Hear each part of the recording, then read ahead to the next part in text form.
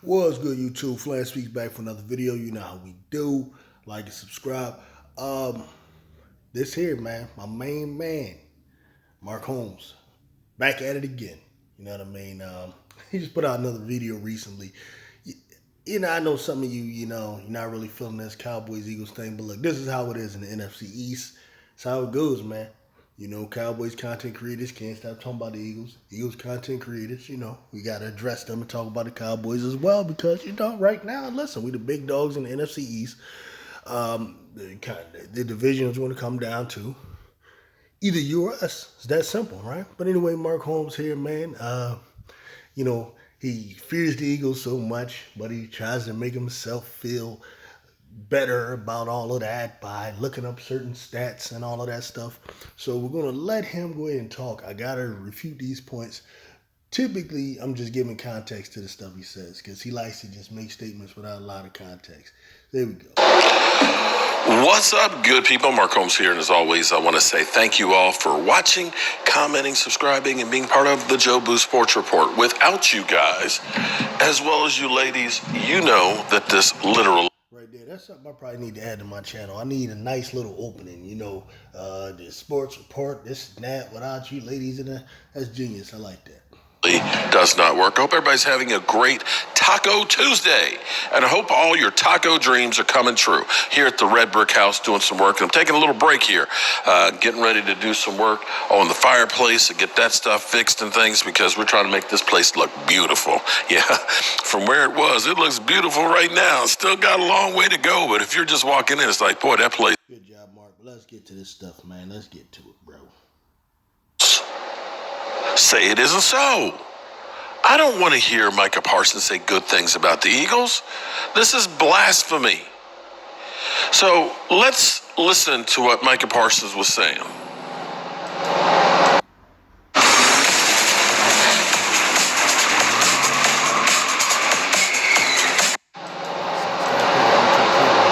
do I think about the tush push? Tush push. The team to do the tush push. The Eagles have the best O-line in the game.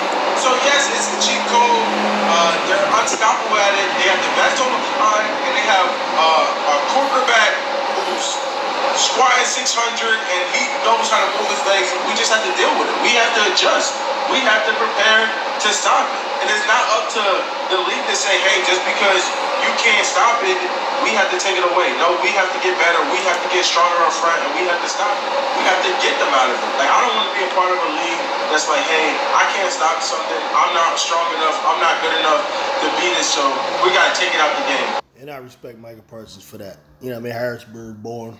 They have a mentality similar to ours here in Philly. We don't need help and all that. We feel like we can just handle all of it. No, guys, this is football. This is man football. We gotta man up and stop it. What? Man up and stop it. Micah Parsons defending the push and the tush, the cush push, the brotherly shove, whatever the hell it is. Okay, when it'll stop. When a quarterback gets mangled up in there. I kind of have to agree with them on that one that, it's kind of crazy when you think about it, but it's football. It's football. Don't be mad at them because they perfected it. Now you see a lot of teams that are trying it, but not having the same success. So, they came up with something new. It's up to us to try and figure out how to stop it. Actually, it isn't new. The Patriots were doing it for years, but, it wasn't an issue when Tom Brady, was doing this unstoppable play. But whatever, let's go ahead, man. But speaking of stopping things, Eagle fans are pounding their chests. They're coming through and basically telling us, we've been irrelevant for all those years and stuff. And they forget that it took them over 50 years to win a Super Bowl, that our Super Bowls don't count, because over the last 28 years, we ain't done anything. But I say, well, how come you didn't surpass us in that time? Because of Andy Reid. Andy Reid was just good enough to kind of get you to 5 NFC Championship games, but just not good enough in the big moments to do it. That's the reason. Andy Reid, the guy people claim is the best coach in the league now, one of the greatest of all time. In Philly, he will always be just not good enough. Be that as it may, I keep trying to say, when you tell me we can't look at my trophies and that kind of stuff, but we can look at your Super Bowl in 17 and last year's failure. I'm sorry, your last year's loss in the Super Bowl. That's in the past too. So are we saying that there's only a certain window of the past? So Yeah. Nobody care about that, man, because of the fact that, all right, what you did back then, that's those players. Like I always tell you, Drew Pearson is not going to play this Sunday. Okay, Roger Starbuck's not going to play this Sunday. Hollywood Henderson is not going to play this Sunday. Everson Walls is not going to play this Sunday. All right, Tony Dorsett is not going to show up to help y'all against the 49ers. So we focus on what's happening right now. That's the only thing. We know y'all one of the, most successful franchises in the history of the game. You guys, the Patriots as well as the Steelers. I think the Steelers are probably the most successful franchise, all things considered. But I mean, 49ers up there as well, but like what that got to do with why we're making content now? That's the only thing. Like, that's what's up. Who cares? You know what I mean? Does 5 Super Bowls make you feel better about that loss to the Cardinals? That's what you got to ask yourself. I say we turn the page on all the past. We'll deal with right here, right now. Agreed. Okay, Eagle fans? Is that fair? Because right now, there should be cause for concern. I've been saying this for, 2 weeks now. I'm beginning to hear some of the talking heads to say this. The thing with the Eagles' defense is they got a great front. Man, I would hate to be a mother humper has to run against that defensive front. That defensive front is stout. Problem is, where we looked at it before and we said that the Eagles are going to have some problems at linebacker and safety, the Eagles got problems at linebacker, safety, and cornerback. All right, first problem. All right, this is all nonsense, okay? The Eagles did have our starting linebacker, middle linebacker, Nakobe Dean. He's out with injury right now. But since then, Nicholas Morrow has come in. And according to Pro Football Focus and these stats people like, Nicholas Morrow right now is the number 2 graded linebacker in all of the NFL.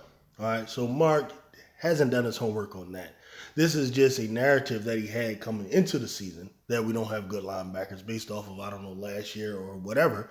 And he's just hasn't updated his knowledge base with that. All right, so he's wrong about that. The Eagles linebackers are playing way better than the Dallas Cowboys linebackers right now.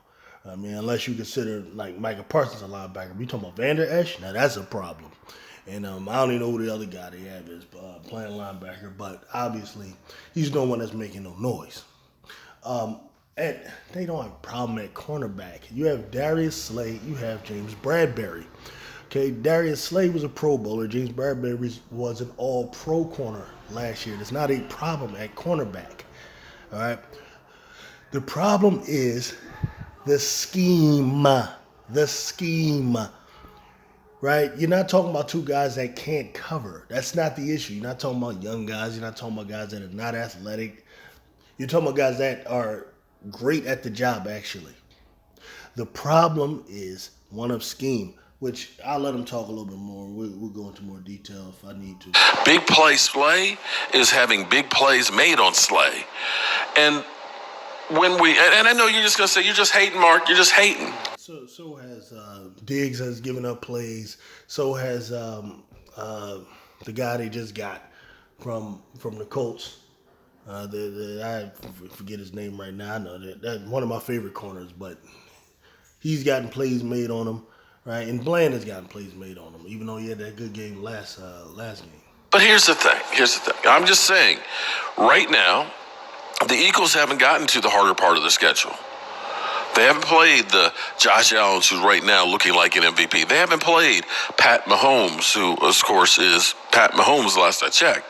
They haven't played the Dallas Cowboys with Dak Prescott, who has 40-plus burgers the last 3 outings out there. They haven't played Tua yet. They haven't played Brock Purdy in San Francisco and all their merry gang. All those guys are still up. We're talking about right now an Eagle team that's going against.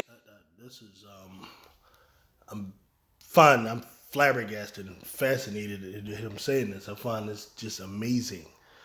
He mentions Buffalo, Miami, Kansas City.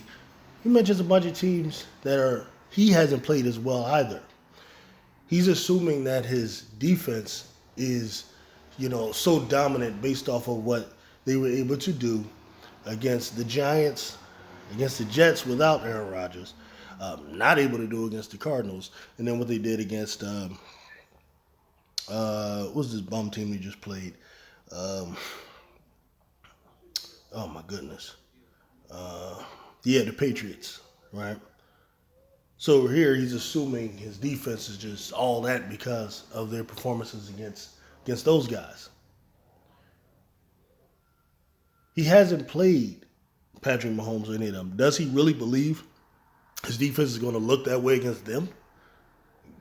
Teams that can block his players, who have good offensive coordinators. I mean, you're right. We haven't played them, and I'm not going to lie. I am concerned that our coaching staff will not have a plan in place to deal with that. But one thing I am sure about is that my offense will be able to counter. Now, the question for you is, can your offense counter? Because you when you play Buffalo, you play Miami, you play Kansas City, you never know. Those teams might just slice through the Dallas defense like butter. And it may become a situation where your offense has to counter. We were tested with this with the Commanders for whatever reason, because our defensive coordinator and our defensive philosophy likes to give up third downs and stuff like that because he's so afraid of getting beat over the top. We were put in a situation where the offense had to step up. Our offense has been able to do that. Dallas's offense, the one time they were challenged by the Cardinals, they weren't able to. But he conveniently forgets this. Mac Jones and Kirk Cousins and Sam Howell, they haven't faced the big dogs yet. But in this small sample, which is about a quarter of the season, here's the thing. If you talk about takeaways, for example, the Cowboys lead the NFL right now in turnover ratio. Shout out to Cowboys with +9. They're taking the ball away and they're not giving it away. That's great. The Eagles, on the other hand, have, now the Dallas Cowboys have 7 interceptions, only having Buffalo ahead of them in interceptions at the moment. The Eagles in 4 games, 2. Okay. So what's that supposed to mean? Like, interceptions come in bunches, but, whatever. I get that. That's interceptions. So how about this? TD passes thrown. Now keep in mind, Sam Howell, Mac Jones, Kirk Cousins, and I forgot who's the other team they played. Who's the other team they played? I can't remember the other team. The Eagles are third worst. You have the Denver Broncos that have given up 13 TD passes. You have the Chicago Bears that have given up 10, followed by the Eagles with 9 TD passes. I agree that this is absolutely an issue. I agree with that. The good thing is, so far the Eagles have weathered it. We have an offense that can score if need be, if put in that situation, as well as time to fix whatever the hell these problems are. Eagles have actually went out and signed a new corner. I don't know much about him. Roby, I hear he's really good in the slot. And I also know we have a nice stable of guys that we don't even use, which frustrates me as well. We have Keely Ringo, who we drafted. We also have Eli Ricks, who we picked up. Both showed a lot of flash in the preseason. Both have good pedigrees from the Alabama Crimson Tide and the Georgia Bulldogs, respectively. However, for whatever reason, our coaching staff has not given these guys a chance to play. I'm not one of these guys who assume just because a coach isn't putting a guy in that a guy just isn't ready yet. Sometimes coaches make mistakes. Sometimes they make moves too late. I've watched way too much football, and I've seen this happen too many times to go along assuming that, oh, if he was just playing better, then he would be in there. I don't believe that at all. Sometimes coaches get it wrong. As y'all hear, I got people outside in Hot Wheels. This is Philadelphia, you know, they did a lot of that crap. All right. So I agree with that issue. Um, I just gotta believe it has to get better. You know. Whoa, dude. Whoa. That's a lot of a lot of TD passes thrown on that defense. Yes, they're one of the best run-stopping teams, but if I'm an offensive coordinator, I'm going to be more Kellen Moore like. I'm going to sling the ball down the field. Yard average per pass, they're a little bit better. They're only giving up 6 yards per pass play, which is 16th, right in the middle of the pack. So that's actually a good stat for them. Now, just to explain this, I know Mark, he doesn't really study the Eagles for real, for real. It's more like he just keeps an eye on us because we're a threat. So with that, he doesn't really go that deep. I understand that. Now, the reason why I'm stopping this here is because that stat is very important, and that stat is reflective as to what the Eagles are trying to do on defense. The Philadelphia Eagles run this philosophy, this based off Vic Fangio's system, where they're just trying to take away the big play. That's pretty much why they, offer the receivers so much. That's why they keep the two safeties high all the time. That's why linebackers oftentimes backed up further than they should be. Why the slot corners backed up. This is why sometimes you'll see the Eagles on 3rd and 2, just giving up the first down, because they'll rather give that first down up, almost conceding it, because they're not willing to risk the receivers running by them and going for a big play. I absolutely hate this philosophy. I disagree with it. I think ultimately it's going to hurt you when you play the more high-powered offenses. But it is what it is, and this is the reason why while the Eagles give up a lot of yards total, each yard per pass is about 6 yards or less, and that's because they're pretty much giving the offense that. In yards passing, this is where it's also crazy. The Eagles, 6th at over 1,043 yards. The Chargers are the worst, giving up 1,199. The Denver Broncos, 1,142. The Seattle Seahawks, 1,120. Chicago Bears, 1,071.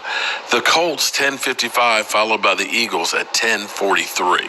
Now, this is taken out of context as well.